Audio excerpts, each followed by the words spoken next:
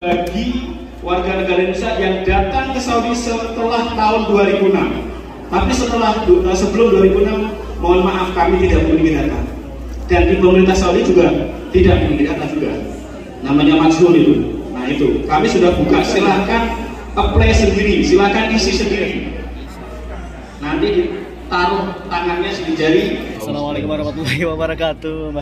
Hari ini kita lagi menghadiri acara Migran Day di Kota Jeddah, dan kita mendengarkan beberapa mungkin hal-hal yang penting yang harus kita perhatikan ini dari orang-orang yang penting seperti dari KJRI dan juga dari KBRI Riyadh. Pokoknya masya Allah acara ini sangat meriah sekali. Di sini juga dihadiri sama banyak sih dari beberapa komunitas. Ada Khairul Azam dan bahkan dari komunitas-komunitas lain juga banyak sih.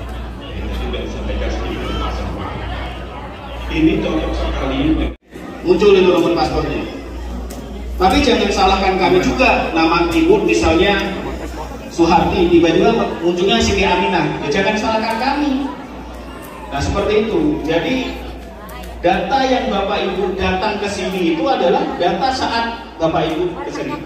Nah, bagaimana kita mengamankan dokumen? Bapak Ibu bisa foto dokumen itu, kopinya, jangan sampai hilang. Yang sudah punya dokumen semua nih, teman-teman semuanya yang memiliki paspor, igamah, difoto, disimpan. Karena kita tidak tahu seperti itu terjadi hal demikian. Dan kami juga sudah kolaborasi dengan teknis ketenagakerjaan. Kenapa sih selama ini kita ditanyakan, Pak, saya pengen mengajukan permohonan paspor, tapi kenapa kartunya harus datang ini itu. Ini untuk memastikan Bapak Ibu semuanya dilindungi. Hari ini mungkin gajinya lancar, 3 bulan kemudian nggak tahu kita. Kalau tidak ada PK atau tidak ada yang disampaikan oleh Bapak Naker, bagaimana kita mau mengajukan? Jadi kami tidak menyusahkan Bapak Ibu semua untuk pelayanan. Silahkan mengisi janji temu, silahkan mengisi mengajukan, datang tepat waktu sesuai dengan Bapak Ibu pilih. Misal pilih hari Senin atau hari Selasa atau jamnya berapa, silahkan. Nah di situ mungkin Pak Bagi, karena waktu yang dilakukan mungkin nanti bisa tanya jawab buat kita. Dari saya itu saja. Simpan dokumen Bapak Ibu sekalian dengan aman, dengan tertib, dan jaga selalu kesehatan untuk kita semuanya. Bila taufik wal hidayah. Assalamualaikum warahmatullahi wabarakatuh. Apalagi banyak bicara. Kita pakai ikan gabus, banyak cakap gak gabus. Ikan kakap, ikan lele banyak cakap bertilir-tilir. Jadi saya satu saja yang mau saya sampaikan. Pertama, mungkin kata-kata dari saya ini pahit. Kata-kata dari saya yakinlah ini pahit, nggak enak didengar, ya. Tapi yakin, kalaupun pahit, janganlah cepat dimuntahkan. Manis jangan cepat ditelan, pahit jangan cepat dimuntahkan. Pikir dulu pendapatan, sesal kemudian tidak berguna. Salahkan dulu kesesatan, salah kemudian jangan terkena. Jadi apa yang pahit yang mau saya sampaikan ini pahit memang, pahit ini, dengarnya nggak enak. Pertama, jangan Bapak Ibu berharap setiap kasus yang Ibu berikan kepada KBRI atau KJRI kemudian itu kasus selesai atau menang. Kalau nuntut gaji gak dibayar memajikan, bawa KBRI KJRI nanti dibayar. Perusahaan pasti menang, masalah selesai. Tidak demikian. Karena itu semua menang dan tidaknya kasus di pengadilan atau di tempat-tempat lain itu tergantung dengan bukti. Tergantung dengan bukti. Kalau buktinya tidak kuat atau nuntut gaji tapi kita sudah punya tanda terima, majikan sudah punya tanda terima semua, ya insya Allah tidak menang. Yang kedua, majikannya sudah tidak mau bayar, perusahaan yang pilot tidak mau bayar, pasti juga gajinya tidak dikontrol. Artinya jangan sekali-kali berpikir begitu. Ini pahit, kata-katanya pahit, ya. Katanya pahit supaya kita tidak kecewa, ya. Kita memanage hati kita supaya kita tidak kecewa. Jadi tergantung bukti. Apa sulitnya? Apa sulitnya melindungi, membela WNI kita yang ada di sini? Nah, ini apa sulitnya? Pertama, kesulitan pertama adalah satu, di sini kalau ibu dan bapak terkena kasus, itu tidak ada kewajiban dari pemerintah sini. untuk memberitahukannya kepada KBRI dan KJRI. Ya, jadi kalau KBRI dan KJRI cuma ada di Jeddah dan Riyadh, kasus ada di Muatul Jandal atau di Tabuk, nggak tahu Pak. Dan mereka tidak punya kewajiban untuk memberitahu. Artinya kita harus menghadapinya sendiri. Ya, syukur kalau yang terhormat Bapak Duta Besar Republik Indonesia yang sudah hadir sini dan Bapak Konsulat Jenderal.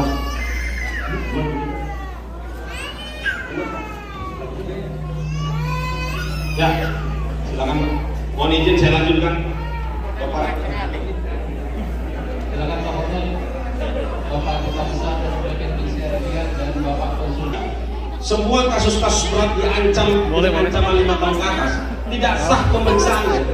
Kalau si yang diperiksa tidak didampingi oleh penasihat hukum atau pengacara, nggak sah. Di sini tidak demikian. Jadi dua, ya sudahlah tidak diketahui sama KBRI dan KJRI. Yang kedua tidak wajib didampingi. Itu kesulitan kedua. Kesulitan ketiga, WNI kita yang datang kemari, ya apa tidak mengerti, masih tidak mengerti, apalagi mengerti hukum. Ada yang WNI kita yang masuk kemari nggak ngerti baca tulis, ada yang tidak ngerti baca tulis, ada nggak? Bagaimana orang yang tidak ngerti baca tulis diperiksa sama penyidik di sini, kemudian tidak didampingi oleh pengacara di sini, kemudian diperiksa. Nah akhirnya terjadilah hal-hal yang tidak diinginkan. Ya, misalnya mereka diisolasi, dirayu, cuma satu sumber aja yang mengatakan, udah Bapak Ibu ngaku saja. Bapak Ibu ngaku, kalau ngaku nanti dipulangkan. Kalau Ibu perkara sihir itu susah dibuktikan, ya. Tapi ngaku, jadi terbukti. Nah di sini pengakuan masalahnya yang keempat. Tadi udah 3 ya, ini keempat. Di sini pengakuan merupakan bukti yang utama. Di Indonesia tidak. Pengakuan itu terakhir. Di sini pengakuan adalah bukti yang paling utama. Kalau sudah ngaku, bukti lain tidak diperlukan. Nah, jadi dirayu saja cukup. Ya, sudah tidak ada informasi lain, cuma satu informasi, dirayu, akhirnya mengaku. Itu yang keempat. Nah, dengan demikian 4 faktor kesulitan untuk membela bapak-bapak ibu sekalian yang bermasalah dengan hukum ini, maka pemerintah Republik Indonesia, ya pemerintah Republik Indonesia, tadi ada yang bilang ini kita akan dialog sama pemerintah. Di sini kita bukan pemerintah, di sini perwakilan. Kita tidak punya yurisdiksi untuk mengatur negara ini. Ya, jadi di sini kita perwakilan yang membela bapak ibu sejajar di depan hakim. Ya, jadi jangan kita pikir kalau udah KBRI kalau menang tidak demikian. Ya, jadi 4 faktor tadi ya yang kita ingat, maka pemerintah Indonesia memutuskan untuk memoratoriumkan dengan keputusan Menteri nomor 261 yang menyetop untuk sementara pengiriman PNI kemarin dengan 4 faktor tadi yang susah untuk melindungi. Dan demikian bagaimana solusinya? Saya cuma kasih 2 solusi saja. Pertama, untuk kasus-kasus berat, kalau kasus-kasus ringan udah. Kasus berat, jika Bapak Ibu sekalian diperiksa oleh penyidik, jangan mau tanda tangan apapun sebelum dihadiri oleh KBRI dan KJRI. Bilang saja, insya Allah nanti mereka akan terpaksa untuk memanggil KBRI dan KJRI. Saya tidak mau tanda tangan BAP ini sebelum ada penerjemah dari KBRI dan KJRI. Itu paksa gitu. Insya Allah mereka akan menunggu itu. Di persidangan juga demikian. Saya tidak mau ikut sidang sebelum ada KBRI dan KJRI yang mendampingi. Sekarang solusinya begitu, karena sidangan sekarang sudah online. Kedua, kalau belum ada pengacara yang disediakan, berdiri di pengadilan, ditanya bagaimana pendapatmu tentang tuduhan yang disampaikan kepadamu. Kamu dituduh membunuh. Ini ada 2 membunuh di perkara tahun ini. Tahun ini di Tabuk ada, di Riyadh juga ada, tapi insya Allah alhamdulillah semua bisa dibebaskan. Dituduh. Bagaimana pendapatmu? Pendapat saya, Pak Hakim, melalui penerjemah dan sebagainya, saya minta didampingi oleh pengacara. Oh, kamu nggak punya biaya tidak? Saya tidak punya biaya. Kita berhak untuk didampingi pengacara secara gratis. Nanti KBRI dan KJRI bisa membuat konsep suratnya untuk meminta pengacara itu. Saya rasa demikian saja. Saya lagi seperti kata pertama tadi, tidak pandai memperpanjang kata. Akhirnya Pak Dubes sama Pak Konjen, maklum Pak, saya ini ilmunya masih ya setumpuk jagung. Jadi ya ibarat orang baru belajar menyusun teratak, letih menyusun tak tentu letak, jadi rebah salah letak, tak ada gading yang tak letak, tak ada bisul yang tak bekak, tak ada listrik yang tak kontak, tak ada tuyul yang tak botak. Harapannya kalaulah teratak beratak limpah, janganlah pula berdinding pilah. Kalau retak-retak gading membawa tuah, jangan letak pinggang dan pecah. Kepada bapak-bapak yang baik hati, saya susun 10 jari, usah diumpat, gak perlu juga dipuji. Mohon maaf diberi. Assalamualaikum warahmatullahi wabarakatuh. Waalaikumsalam warahmatullahi wabarakatuh.